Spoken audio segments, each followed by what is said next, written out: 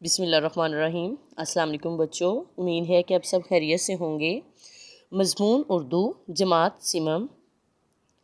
پیارے بچوں، آج تاریخ ہے 1 مئی 2021، دن ہفتہ۔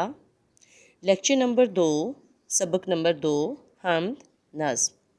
آج کے ہمارے تدریسی مقاصد ہیں: حمد کا مفہوم بتانا، تلفظ درست کروانا، اللہ کی نعمتوں کا شکر ادا کرنا سکھانا، ترنم سے بلند خوانی کروانا، مشکل الفاظ اور معنی پڑھنے لکھنے سکھانا۔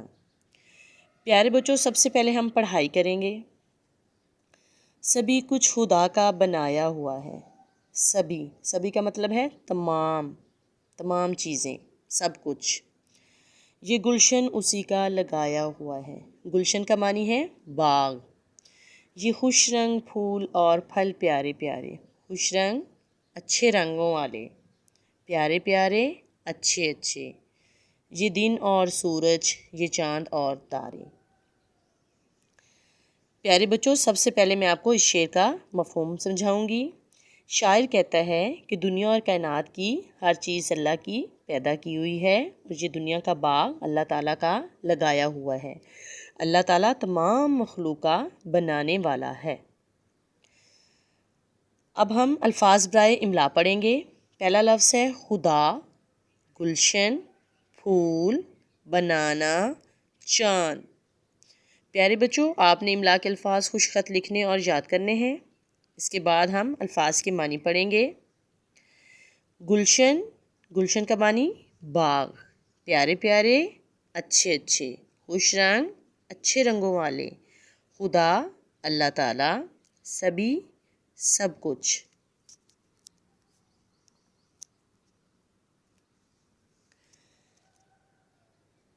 تشریح کریں۔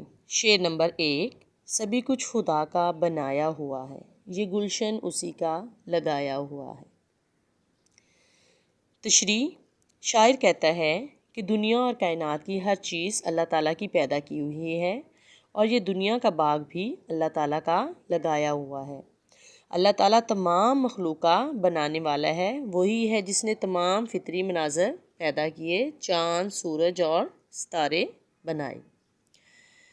شعر نمبر 2، یہ خوش رنگ پھول اور پھل پیارے پیارے، یہ دن اور سورج، یہ چاند اور تارے۔